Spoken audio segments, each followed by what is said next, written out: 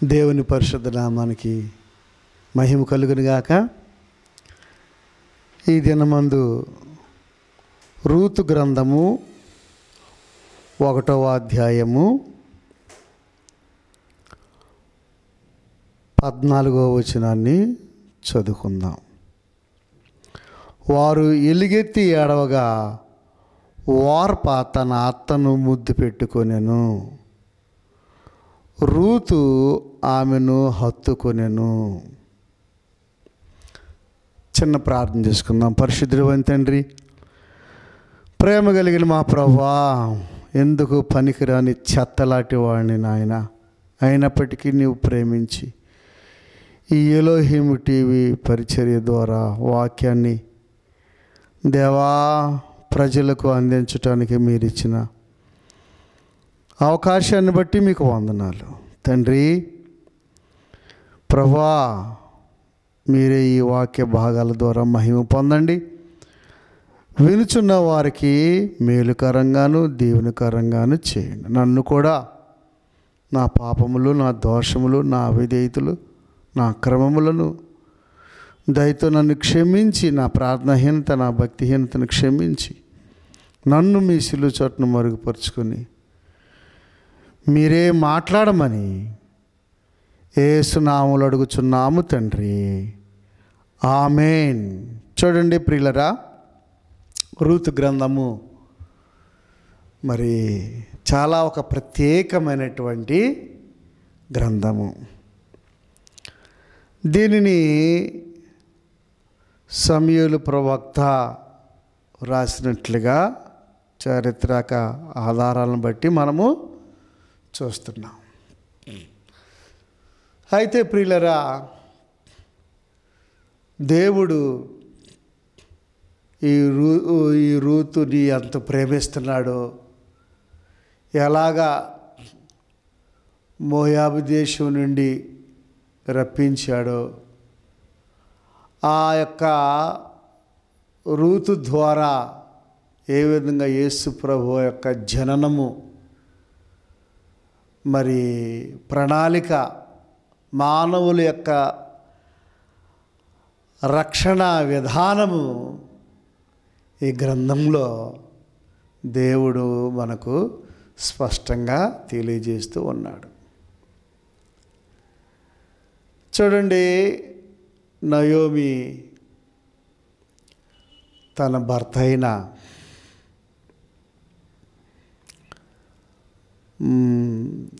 ఎలిమేలుకును తీసుకొని ఏం చేసింది, తన 2 బిడ్డలను తీసుకొని బెత్లెహేము నుండి, యెరూషలేము నుండి ఎక్కడికి వెళ్ళింది? మోయాబు ప్రాంతానికి వెళ్ళింది. ప్రియులరా, మోయాబు ప్రాంతంలో అక్కడ తన భర్త ఎలిమేలుకు చనిపోయినాడు. తన 2 కొడుకులు కూడా చనిపోయినారు. అయితే ప్రియులరా, తిరిగి మరలా దేవుడు యెరూషలేములో సమృద్ధి ఉందని, బాగా పంటలు పండుచు ఉన్నాయని, ఏదో ఒక విధముగా నయోమికి వర్తమానము అందింది. అందిన వెంటనే తన 2 కోడలను పిలిచి, అమ్మా, మరి మీరు నా మాట వినండి. 12వ వచనం, నా కుమార్తెలారా, తిరిగి వెళ్ళుడి. మీరు తిరిగి వెళ్ళండి అమ్మా. మీ ఇష్ట ప్రకారంగా మీరు మరి వివాహాలు చేసుకొని, ఎందుకంటే మీ భర్తలు చనిపోయారు కదా, మరలా మరి మీరు వివాహాలు చేసుకోవచ్చు. బైబిల్ ప్రకారంగా భర్త బ్రతికి ఉంటే ప్రియులరా, భార్య మరొక వివాహము చేసుకోకూడదు. భార్య బ్రతికున్న భర్త మరొక వివాహము చేసుకోకూడదు బైబిల్ ప్రకారంగా. ఎన్ని గొడవలు వచ్చినా, ఎన్ని ఇరుకులు వచ్చినా, ఎన్ని ఇబ్బందులు వచ్చినా అలాగే వాక్య ప్రకారంగా నిలబడిపోవాలి. అంతేగాని విడాకులు తీసుకోవటం అలాంటి పిచ్చ పనులు చేయకూడదు. చూడండి, ఇక్కడ మహులోను కిలియోను ఇద్దరు చనిపోయారు కనుక, అమ్మ మరలా మీరు వివాహం చేసుకుని సంతానాన్ని మీరు మరి కలిగి జీవించండి అమ్మా అని చెప్పింది. ఇక్కడ ఆ మాటకు వారిద్దరూ వేడిచారు, అందరూ వేడిచారు. 14 వచ్చిన వార్ప తన అత్తను ముద్దు పెట్టుకొనెను, రూతు ఆమెను హత్తుకొని ఉండెను. చూసారా, వార్ప ఏం చేసింది? తన అత్తను ముద్దు పెట్టుకుంది. సంతోషమా కాదా?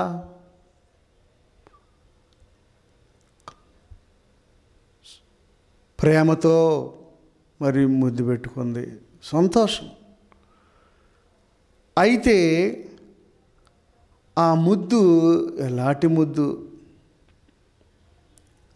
ఆ ముద్దులో దేవుని యొక్క భయము లేదు. ఇస్కరేతు యోధా కూడా ముద్దు పెట్టాడు. ఆ ముద్దులో దేవుని భయము లేదు. మోసకరమైన ముద్దు. పగవాడు లెక్కలేనన్ని ముద్దులు పెట్టును. సరే, మాయ మాటలు. చాలామంది భక్తి చేస్తున్నాము అని అనుకుంటున్నారు ప్రియులరా, కానీ వారి యొక్క నిజ జీవితంలో, వారి నోటి మాటల్లో కానీ, వారి క్రియల్లో కానీ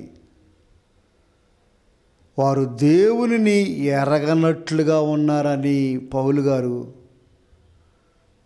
తిమోతికి రాసిన పత్రికలోనే అక్కడ రాస్తాడు. వారి క్రియలు దేవునిని ఎరగనట్లుగా ఉన్నాయి. చూసారా, ప్రార్థనకి వెళ్ళాలి, బైబిల్ చదవాలి, అట్లాగే ఉపవాసం ఉండాలి, అలాగే ప్రియులరా సహవాసంలో మనం నమ్మకంగా ఉండాలి, దేవునితో సహవాసం. అయితే పద్ధతులు, మాటలు, క్రియలు ఎలా ఉంటున్నాయి? కనుక ఈ వార్ప పైకి ముద్దు పెట్టుకుంటుంది, కానీ తన అంతరంగములో నయోమితో సహవాసము, నిజదేవుడైన యెహోవాతో సహవాసము పూర్తి స్థాయిలో విడగొట్టుకున్నట్లుగా కనబడుతుంది. ఎంత స్వేచ్ఛగా లోకానికి బానిసలవుతున్నారో మనుషులు. స్వేచ్ఛానుసారులు దేవునిని ఘనపరచలేరు, దేవునిని మహిమపరచలేరు. స్వేచ్ఛగా మనము ఉండకూడదు అని బైబిల్లో దేవుని యొక్క వాక్యం సెలవిస్తుంది. కనుక వార్ప ఏం చేసింది? పైకి ముద్దు పెట్టుకున్నట్లుగా ఉంది, కానీ అంతరంగంలో ఏమాత్రము అత్తకు లోబడే విధానము లేదు. ఈ రోజుల్లో కోడళ్ళు పైకి పలకరింపులు, బాగున్నావా బాగున్నావా బాగున్నావా. అత్తను చూసేవారు లేరు, మామలను చూసేవారు లేరు. ఆస్తులైతే కావాలి, గృహాలైతే కావాలి, అంతస్తులైతే కావాలి, పొలాలైతే కావాలి, ఇళ్ల స్థలాలు కావాలి. కానీ అత్త జబ్బును పడినప్పుడు, లేదా మామ జబ్బును పడినప్పుడు, లేదా అత్త బాగోలేనప్పుడు ప్రేమతో పలకరించి ఒక ముద్ద అన్నం పెట్టే విధానము చాలామంది కోడళ్ళలో లేవు. క్రైస్తవులే పలకరించేవారు లేరు. బాధ్యతగా మరి చూచేవారు ఈ దినాలలో లేరు. ప్రార్థనకి వెళ్ళరా, వెళ్తారు. వాక్యం వినరా, వింటారు. వాక్యం తెలియదా, తెలుసు. ప్రియులరా, దేనికి వెళ్తున్నారో, దేనికి వస్తున్నారో చాలా ఘోరమైనటువంటి పరిస్థితుల్లో ఈ నేటి సంఘాలు, క్రైస్తవ సంఘాలు జీవిస్తూ ఉన్నాయి. క్రైస్తవ సంఘాలు పేరుకు మాత్రము క్రైస్తవుడే. నేతి బీరకాయ, నేతి బీరకాయ. ఆ బీరకాయలు నెయ్యి ఉందా? లేదు. పాల తోటకూర, పాల తోటకూర అమ్ముకునేవాడు అంటాడు. పాల తోటకూర, పాల తోటకూర. ఆ తోటకూరలో పాలున్నాయా? ప్రభునందు ప్రియ దేవుని పిల్లారా, పేరుకు క్రైస్తవులే, కానీ క్రీస్తు మనసు వారిలో లేదు. క్రీస్తు యేసుకు కలిగిన మనస్సు మీరును కలిగి ఉండుడి అంటాడు పౌలు గారు. ఉందా నీకు ఆ మనసు? వాక్యం వింటున్నావు సహోదరి, అమ్మ నువ్వు ఒక కోడలుగా ఉన్నావేమో, ఒక అత్తగా ఉన్నావేమో, ఒక మామగా ఉన్నావేమో, ఒక కుమారుడిగా ఉన్నావేమో, ఒక బాబాయిగా ఉన్నావేమో, ఒక అల్లుడిగా ఉన్నావేమో, ఒక కుమారుడిగా ఉన్నావేమో. నీ స్థాయిలో, నీ పరిధిలో, నీ యొక్క విశ్వాస సామర్థ్యము, నీతో ఉన్న వారి పట్ల ఎలాగున నువ్వు నడుచుకొనిచున్నావు, ఎలాగున నీవు సమయోచితంగా దేవుని జ్ఞానముతో నడుచుకుంటున్నావా? నాకు ఖాళీ లేదు, నేను చూడను, నన్ను చూసిందా, నాకు పెట్టిందా, నేను ఎందుకు చూడాలి,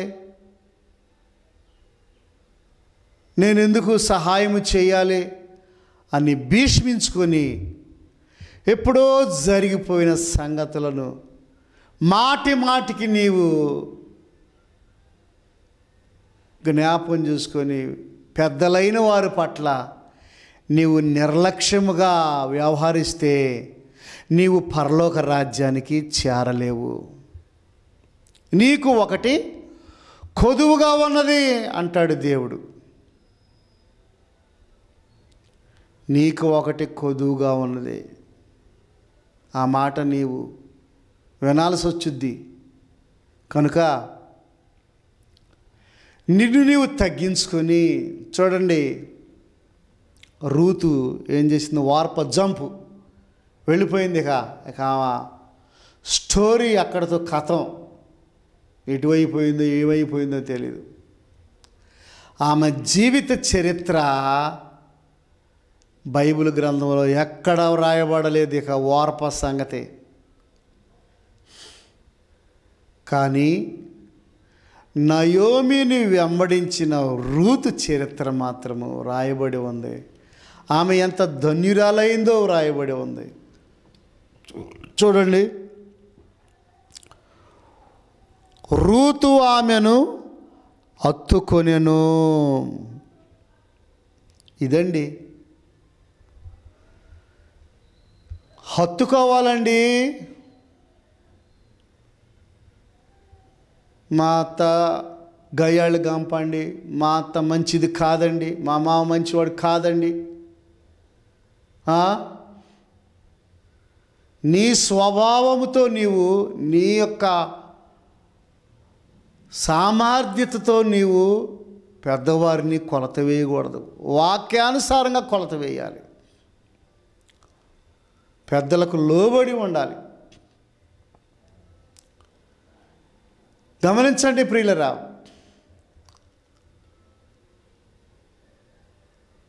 లోబడి తగ్గించుకుంటే నువ్వు హెచ్చించబడతావు.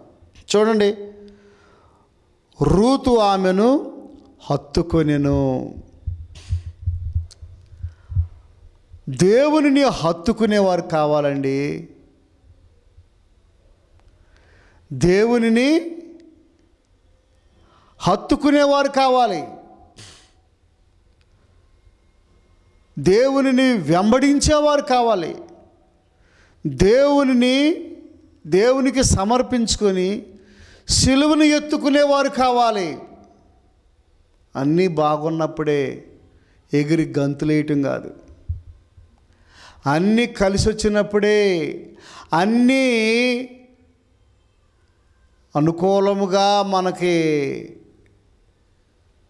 ఆహా ఓహో అన్నప్పుడే కాదు. భక్తి జీవితంలో ఇరుకులు వచ్చినా, ఇబ్బందులు వచ్చినా, శోధనలు వచ్చినా, అలాంటి పరిస్థితుల్లో కూడా మనం ఎలాగ ఉండాలి? సిలువని ఎత్తుకొని దేవునిని, యేసయ్యను నీవు వెంబడించాలి.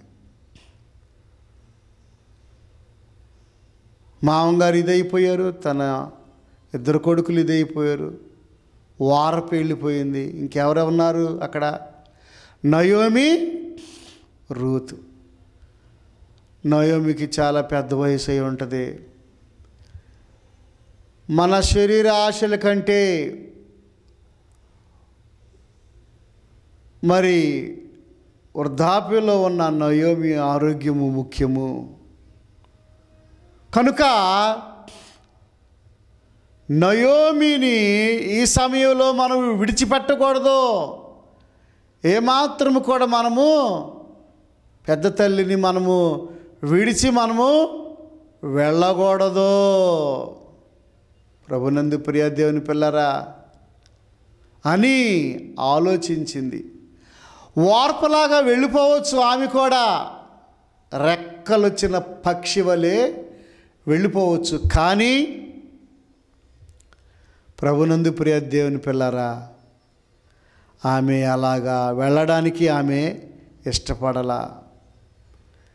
దేవుని యందు భయభక్తులు కలిగి నయోమి నడిచిన ఆ బాటలో, ఆ దేవునిలో, ఆ విశ్వాసములో, ఆ అడుగు జాడలలో తాను కూడా అడుగు వేసి దేవుని మహిమార్థమై జీవించాలి. జీవించిన కాలము చాలు, లోకము చాలు, లోకాశలు చాలు, ఈ లోక పద్ధతులు చాలు, ఈ లోక ఆచారాలు చాలు అని అనుకుంది. లోకవైపు చూడలేదు. వారపలాగా ఆ తల్లి వారపలాగా ఆలోచన చేయలేదు.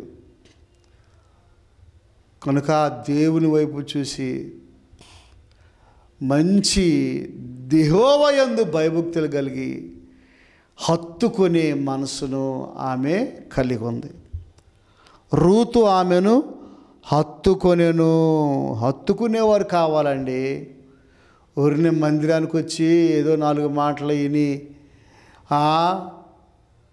ప్రార్థన అయ్యి అవ్వకముందే కొంతమంది లేచి వెళ్ళిపోతూ ఉంటారు. అయ్యి అవ్వకముందే ఎప్పుడైపోద్దా ప్రార్థన?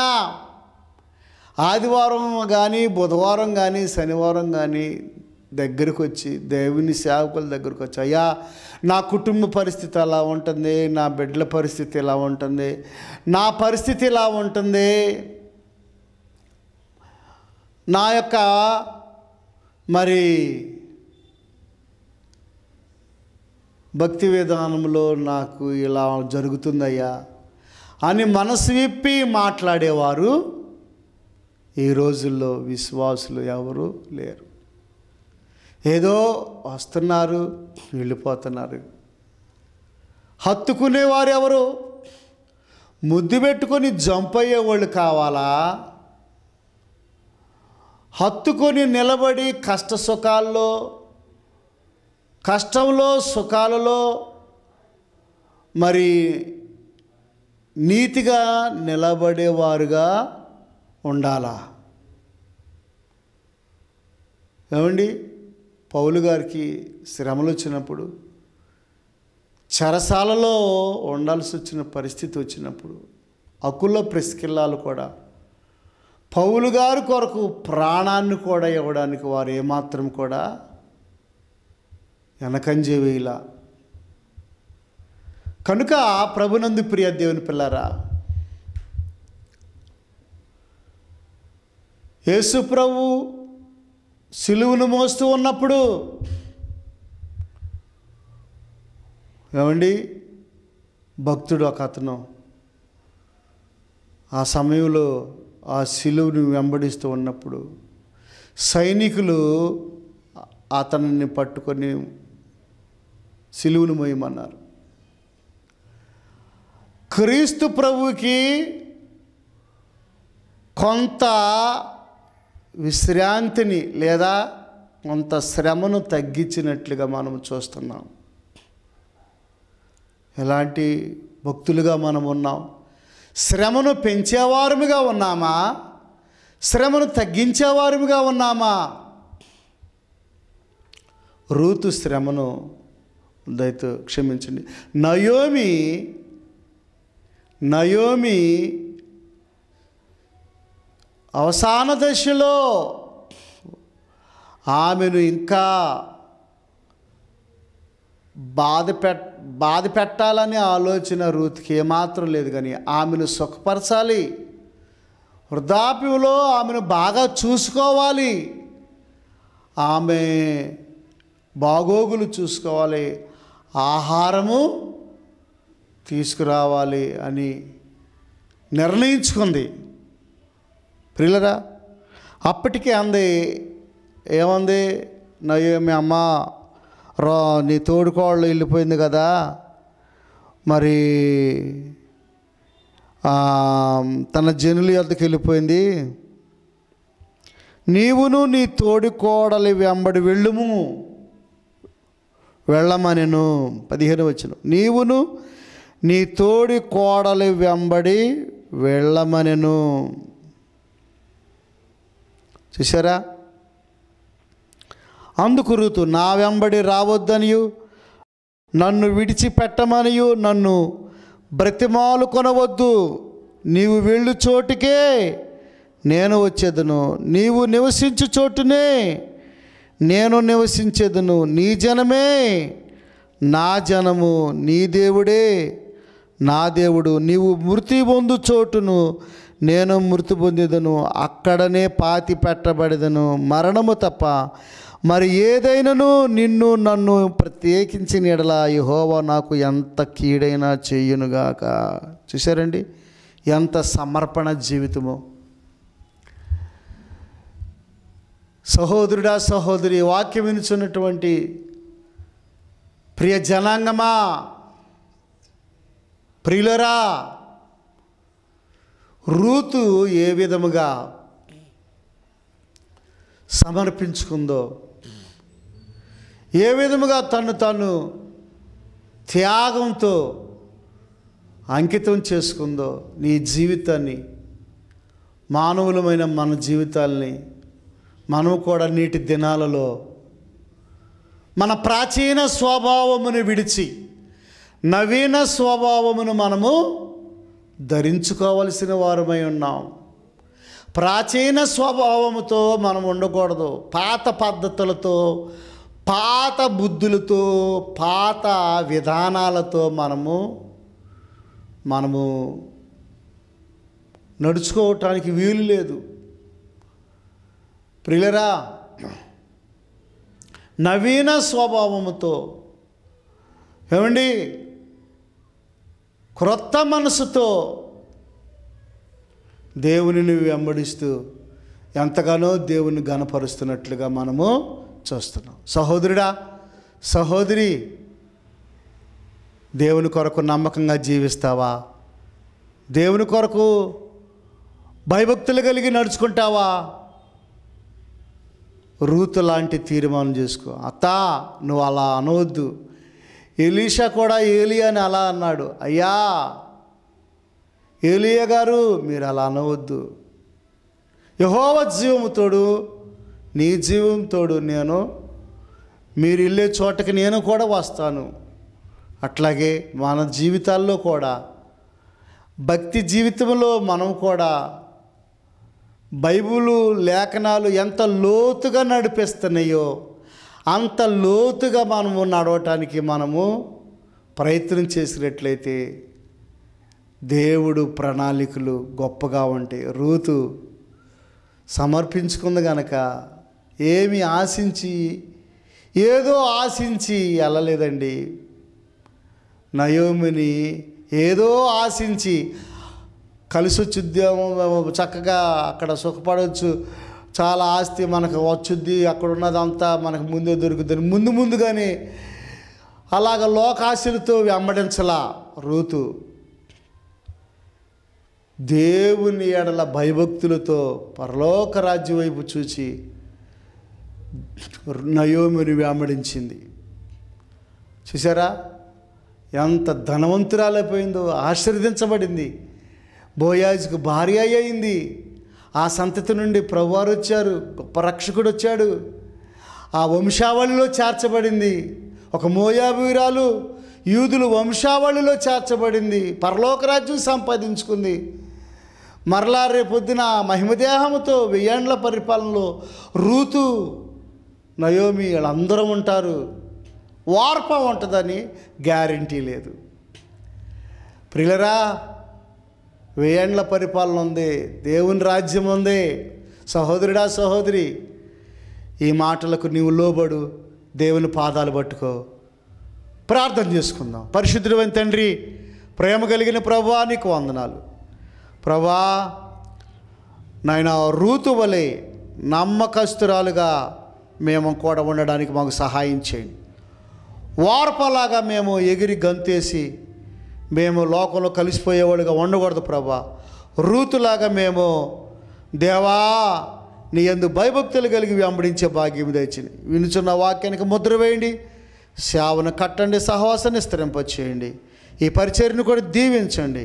మహిమా ఘనత ప్రభావమును మీకే ఆరోపించుకుంటూ యేసు నామములో అడుగుచున్నాము తండ్రి, ఆమేన్. మన తండ్రి అయిన దేవుని యొక్క ప్రేమ, కుమారుడైన యేసుక్రీస్తు ప్రభువారి యొక్క కృప, పరిశుద్ధాత్మ యొక్క అన్యోన్య సహవాసం, అందల ఆనందము కూడిన మనకు సకల పరిశుద్ధులకు సదాకాలం తోడయుడునుగాక. ఆమేన్. God bless you. దేవుడు మిమ్మల్ని దీవించునుగాక.